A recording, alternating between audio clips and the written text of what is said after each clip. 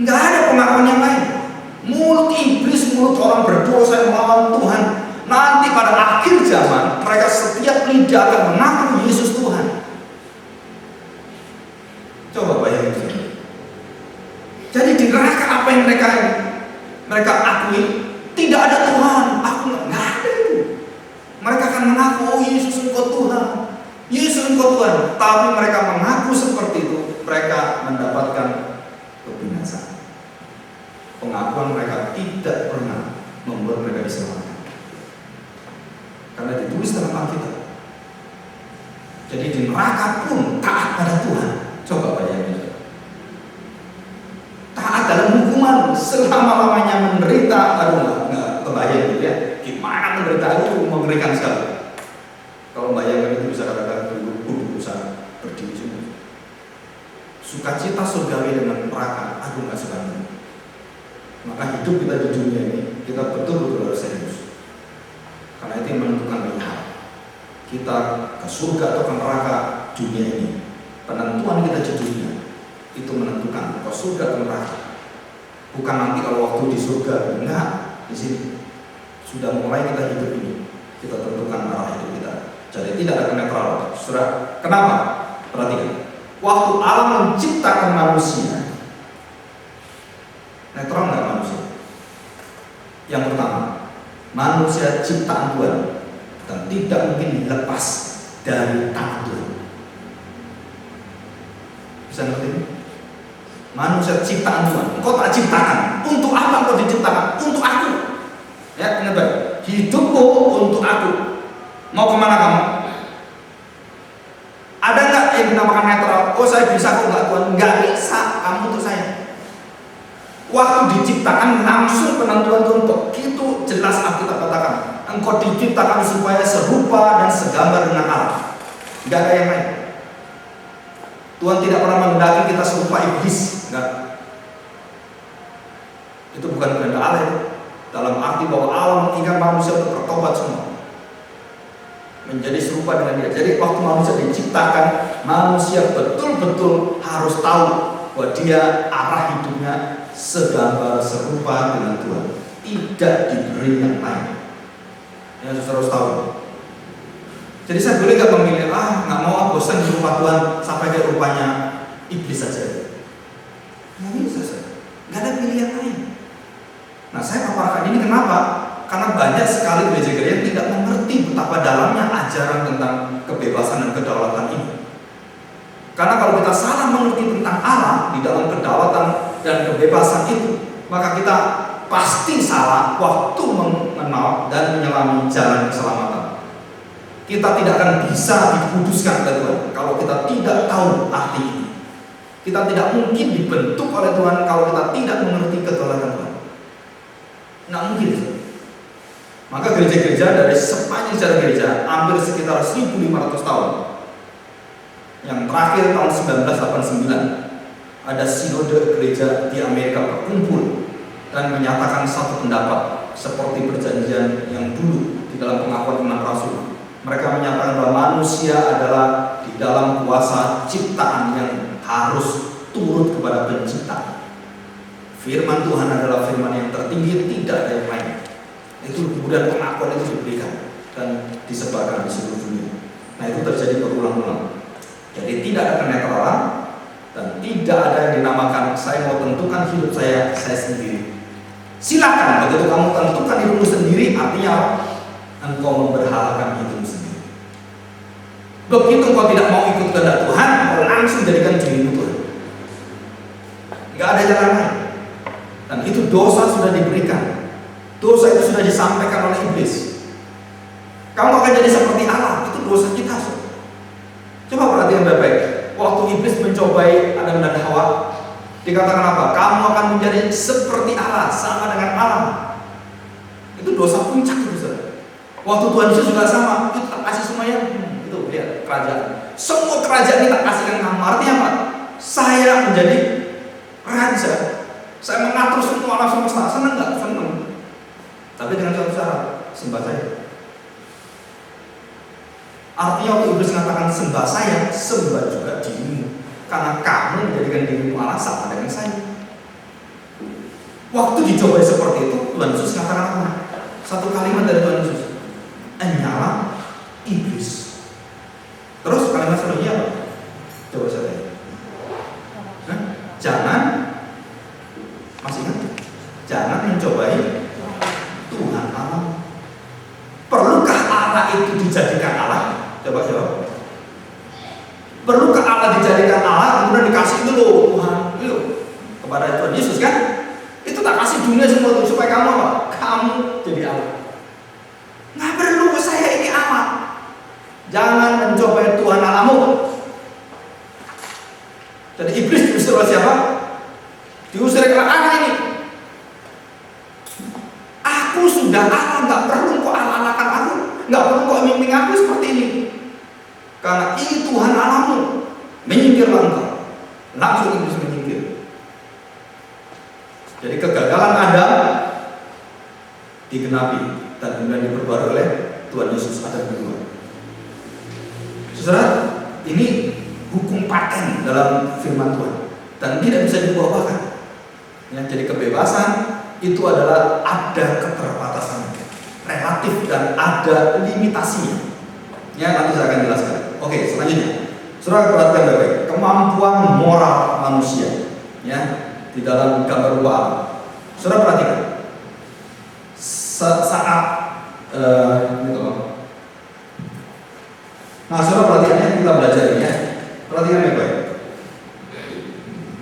A itu adalah pilihan yang Tuhan kasih. Ini dari Allah, Tuhan. Ya, Tuhan kasih. Saudara perhatikan. Apakah manusia waktu diberitahu oleh Tuhan? Sebelum ada iblis ya, sebelum ada iblis, manusia taat dengan Tuhan kan? Coba. Taat kan? Taat kan? Nah, saudara, taat. Apakah ketaatan ini cukup? Artinya taat adalah sempurna. Artinya sempurna adalah tidak ada satu kecacatan. Jadi ketaatan manusia ini belum sempurna dalam artian seperti yang Tuhan kehendaki, titik yang Tuhan berikan. Maka Tuhan memberikan satu kalimat, jangan engkau makan buah itu. Kalau engkau makan, engkau pasti mati. Sebelum ada perintah ini, Adam dan Hawa begitu taat. Betul kan? Seluruh hidupnya itu cuma terarah pada Tuhan, menikmati alam semesta, makan buah semua, wah luar biasa. Terus Tuhan memberikan satu untuk apa? Menjadikan manusia mengerti siapakah Allah sebenarnya. Segambar enggak dengan saya? Di dalam arti kesempurnaan itu yang Tuhan minta. Nah, saudara, Tuhan berikan A, preferensi pertama kali. Perhatikan ya. Jadi moral pertama kali Tuhan berikan satu preferensi. Apa preferensinya? Tuhan berikan batasan. Batasannya apa? Jangan. Betul kan? Saya tanya, kalau jangan boleh nggak dilakukan? Ya nggak boleh. Saudara, setelah diteliti dalam Alkitab, sebelum Hawa itu ada, Adam sudah terima perintah ini. Artinya, kenapa laki-laki itu adalah imam? Karena seluruh firman Tuhan itu yang memberitakan kepada Hawa adalah Adam. Hawa tidak menerima firman dari siapa? Dari Tuhan langsung. Setelah ini harus ingat baik-baik. Jadi Hawa itu tidak menerima firman Tuhan dari Tuhan langsung. Dari siapa? Dari Adam. Ngerti ya? Jadi waktu Tuhan berbicara kepada Adam, kamu gini, atur semua, taklukkan kamu begini. Terus baru setelah itu apa? Perempuan diciptakan. Larangan juga sama, sebelum perempuan ada. Berarti Adam memberitahu kita tidak boleh makan ini. Ingat ya, tidak boleh makan ini. Soalnya itu menunjukkan satu keimanan. Jadi wanita bukan disepelekan oleh Tuhan, bukan. Tapi wanita itu menjadi penolong sepadan. Kedudukan seperti ini tidak bisa kita bantah. Jadi kalau seumpama kita suami istri, kita dipimpin oleh istri, saudara, berarti saudara melawan order dari Tuhan. Kenapa? Karena Tuhan sudah berikan seperti itu. nggak boleh bantah. Ya, di dalam aturan firman Tuhan yang ditetapkan Tuhan nggak boleh bantah. Laki-laki, wanita, tubuhnya seperti yang dikatakan di. Saya pun jadi laki-laki, kamu pun jadi wanita. Yang wanita pun jadi laki-laki, kamu jadi wanita. Itu nggak benar. Nah, ini preferensi pertama. Yang tadi, iblis belum ada, belum masuk ke Firdaus. Tidak, ya. Ini. Setelah itu ketaatan dikunci oleh Tuhan. Untuk apa? Setelah tahu, supaya rancangan dan rencana penetapan Tuhan itu sempurna dan terjadi. Tuhan mengizinkan iblis datang. Ya. Iblis datang. Nah, waktu iblis datang, katanya, berarti iblis sekarang memberikan preferensi pada Adam dan Hawa. Yang pertama preferensi dari Tuhan, firman Tuhan. Jangan begini ya, nggak boleh. Kalau kamu makan, kamu mati. Kenapa Tuhan berikan ini? Karena Tuhan punya planning yang kedua, apa? Mengizinkan iblis untuk masuk dalam hidup Firdaus dan masuk untuk apa? Mencobai Adam dan Hawa. Kalau tidak diizinkan Tuhan, nggak mungkin iblis bisa masuk. Karena Tuhan izinkan dia masuk, maka iblis memberikan preferensi. Dan iblis mengatakan, oh nggak seperti itu. Kalau kamu makan, kamu akan jadi Tuhan. Tahu yang baik dan yang jahat. Seperti Tuhan kamu nanti. Nah, saudara, yang satu menyatakan kematian pasti mati. Yang satu mengatakan tidak, kamu malah hidup. Kamu jadi seperti apa? Nah, saudara, kemudian manusia berada di tengah ini. Ya, di tengah. Saya tanya, apakah Tuhan bisa disalahkan dalam seperti ini? Nggak bisa. Kenapa? Coba kita pikir. Buah di bumi ini berapa juta macam buah. Tuhan kasih ke Adam semua. Tuhan cuma larang satu macam buah di antara puluhan ribu atau ratusan ribu atau mungkin jutaan buah yang dimakan oleh manusia dan dikatakan oleh Tuhan, jangan makan buah ini. Betul kan? Seharusnya manusia kan bersyukur, oh ya nggak usah makan kan? Kenapa? Ya memang manusia turutin sebelum ada iblis, manusia tidak makan buah. Taat, nggak ada dosa di sana. Dia tidak pernah makan buah itu, makan buah yang diizinkan Tuhan. Dengan misteri dari Allah mengizinkan iblis untuk ayo datang. Kenapa? Mau membentuk manusia ini supaya sempurna dan sesuai dengan rancangan dia. Ya, jadi ini rencana yang di luar kemampuan kita berpikir. Iblis diberikan. Dan waktu manusia berada di tengah, manusia jatuh memilih apa? Memilih ikut iblis. Dimulai dari wanita.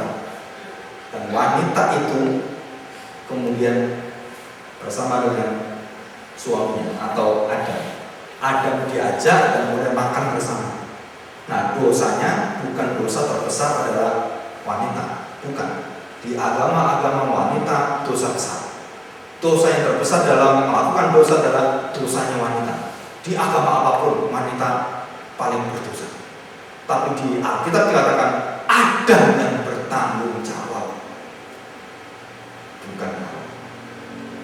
Betul kan? Jadi kalau istrimu ada apa-apa siapa tanggung jawab? Oh itu kan istri saya, biarin aja masuk penjara biarin. Nggak bisa. Itu tanggung jawabmu. Saudara, itu tanggung jawab. Jadi suami. Jadi yang menghadap Tuhan siapa, yang berbicara dengan Tuhan siapa? Adam berbicara dengan Tuhan, bertanggung jawab, dan Hawa berhenti. Adam yang harus bertanggung jawab. Kenapa? Hawa cuma beralasan gini dan waktu Adam bertemu Tuhan malah bisa. Nggak bisa. Jadi dosa itu akhirnya menghancurkan manusia. Nah, perhatikan ya. Jadi di sini kita lihat, ada kehendak bebas manusia itu netral? Tidak ada. Tuhan sudah kasih pilihan. Dan kemudian Tuhan izinkan ini terjadi, ujian cobaan di sini, dan kemudian manusia jatuh dalam dosa. Waktu manusia jatuh dalam dosa, nah kita belajar sekarang. Kehendak manusia di sini yang bebas itu dalam arti kebebasan yang terbatas. Saudara perhatikan, Bebas untuk memilih preferensi yang sudah ada. Bukan bebas tidak ada pilihan. Tidak. Pilihan itu selalu ada preferensi. Nggak mungkin tidak ada. Karena kita manusia tidak mungkin nol dalam otak kita. Nggak ada. Seluruh yang kita lihat, yang kita alami itu menjadi preferensi kita. Penentu kita memilih A, B, C atau apapun. Nah, Tuhan luar biasa sekali menolong manusia, memberikan firman kepada manusia. Untuk apa? Diberi batas kebebasan itu. Kalau manusia turut batas daripada Allah ini, manusia hidup kekal. Tapi manusia yang menurut, jatuh dalam dosa. Ya, nah sekarang waktu manusia dengan bebas ini menentukan pilihan yang A dan B ini, dan kemudian pilihan B, manusia jatuh dalam dosa. Ya kan, jatuh dalam dosa. Terus bagaimanakah? Adakah pilihan bebas dalam diri manusia? Jawabannya adalah tidak ada.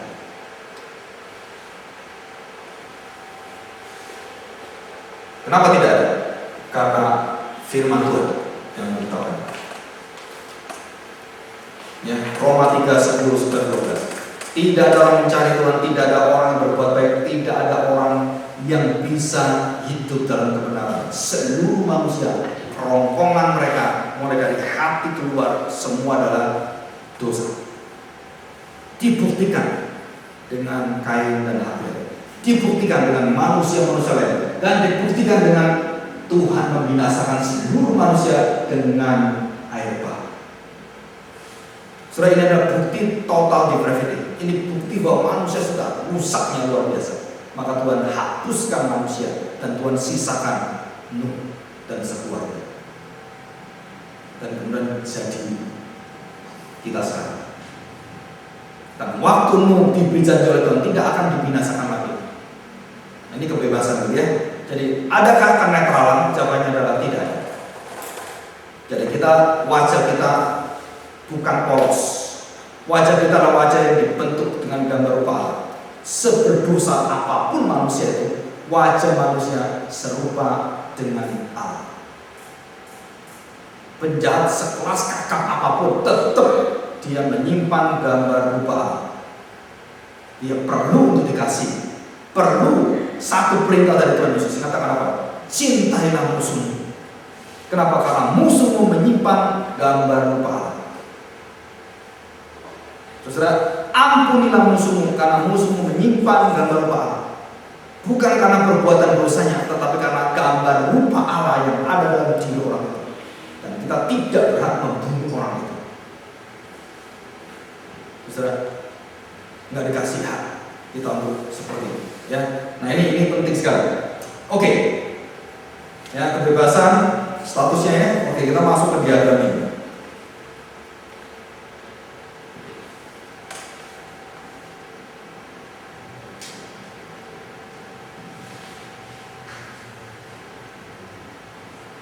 Nah, saudara diagramnya, perhatikan. Yang B1, B2, B3, B4 itu artinya kebebasan. Bebas yang pertama, bebas yang kedua, bebas yang ketiga, bebas yang keempat. Ya, itu di dalam Alkitab ada semua. Terus kemudian yang sebelah kiri, serupa segambar dengan Allah yang pertama. Sebelum manusia jatuh dalam dosa, rupa gambar Allah adalah harus diuji oleh Tuhan. Dan kemudian jatuh dalam dosa, masuk yang hitam itu. Manusia sudah tidak bisa lagi untuk mau serupa dengan Tuhan. Kenapa? Seluruh orientasi hidupnya adalah menjadi hidup dalam kegelapan. Jadi cuman bisanya serupa dengan dunia atau dengan iblis. Ya, saudara, ini akhirnya banyak pengumuman Tuhan. Dan dari situ Tuhan benar memberikan penebusan. Waktu Kristus kita percaya, kita dilahirbarukan, maka kita serupa dengan Kristus. Jadi gambar rupa kita yang rusak, yang seperti iblis itu, kemudian diformat. Kalau di komputer itu bahasa format. Diformat ulang semua, kemudian dijadikan sekarang mampu untuk melakukan kebenaran. Segambar rupa dengan Kristus. Kenapa? untuk menyatakan satu tujuan Tuhan dari ciptaan awal, bahwa manusia harus segambar rupa dengan Allah. Bukan hanya Allah cuma anak saja, tetapi kita. Ya, suruh perhatikan. Artinya kita adalah, kita akan serupa segambar dengan Roh Kudus. Saya akan serupa segambar dengan Bapa, dan saya akan serupa segambar dengan Anak. Jadi bukan hanya serupa dengan Kristus, tapi hanya melalui rupa Kristuslah saya baru dapat, yaitu rupa Allah. Saya baru mengerti akan rupa daripada Roh Kudus. Jadi seiring dengan kehendak Allah, seiring dengan kehendak Roh Kudus, seluruh manusia harus dapat ini. Ya, ini kedua. Dan jalan keluarnya, saudara harus lahir baru. Tidak bisa tidak lahir baru. Kalau tidak lahir baru, saudara tidak mungkin memiliki ini. Ya. Jadi tahapan-tahapan ini penting sekali. Yang pertama, saya bebas untuk memilih A dan B. Tuhan sudah berikan saya preferensi, semua sudah Tuhan berikan pada saya. Mau A atau B, seluruh Alkitab selalu mengatakan, pilihlah engkau menyembah Allah atau menyembah Allah orang Amori, orang Kanaan, orang Het atau orang Yebus. Tapi aku dan sekeluargaku akan menyembah Tuhan Yahweh selama-lamanya sampai keturunanku. Pilihan, pilihan. Tapi pilihan daripada Yosua, pilihan di dalam ketetapan, dan dia tahu apa yang dia pilih.